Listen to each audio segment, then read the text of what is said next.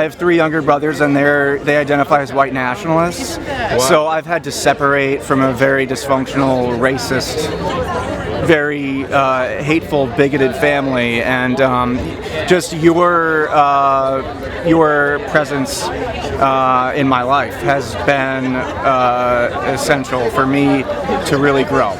That's amazing. Did you grow up conservative?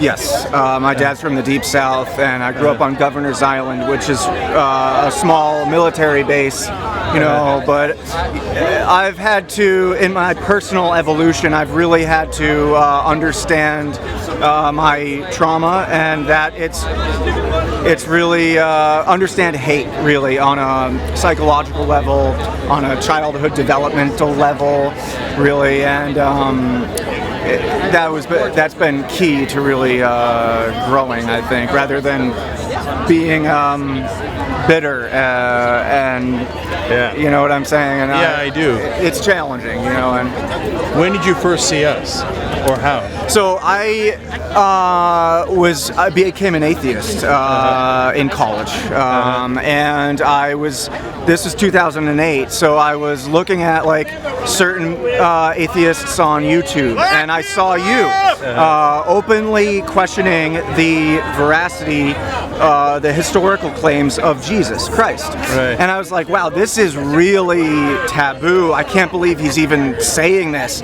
So who is this guy? And I just really respected that passion for open dialogue, even with things like that, because at that time I thought that was just so out of line to be even questioning that, because of where I come from. You were still conservative then, or no? Yes, I was. I mean, going to college, really wanting to blossom. My best friend came out as gay, and that had a huge impact on me because I had lingering hate, really. And it's really the hatred that I was holding on to. It was a really low self-esteem, never been loved as a kid, and it was a lot of self-righteous ego stroking. I'm better than them, and looking for simple answers in a very complex world. Yeah. But, you know, dive into the deep end and realize that the world is very complex, but that's where you learn to swim and become strong. Any chance that you can get your brothers to watch? You know, I think I know I'm the oldest, and I'm very concerned. They are really going down a path of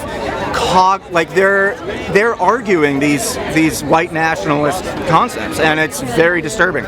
But I understand enough to know that I'm not going to convince them on a conceptual level. They have to understand the trauma that they went through in childhood, because my mother was an alcoholic and my dad had a rage. So until they recognize that, then we can start to unpack the whole political stuff. Yeah. But I believe that first it comes with understanding relationships and being healthy. And then I think being progressive is really about, I think that's kind of like a healthy outlook of the world. And and it really comes from a positive assumption of human beings, really, like an inherent trust in others, really, and I think the progressive politics is kind of is an extrapolation of that. Almost like a natural evolution of your mental health. Exactly. Yeah. Right. I mean, you know, I love how Bernie, or someone said recently that it's just the rugged individualism. Yeah, it's just a bunch of weak, separated, lonely men sitting in front of a television screen. That's where I come from, you know, and I see that a lot. And that corporate media plays into those base impulses that really stroke the ego and divide us. And that's what I was growing up with. Yeah. So it's really just been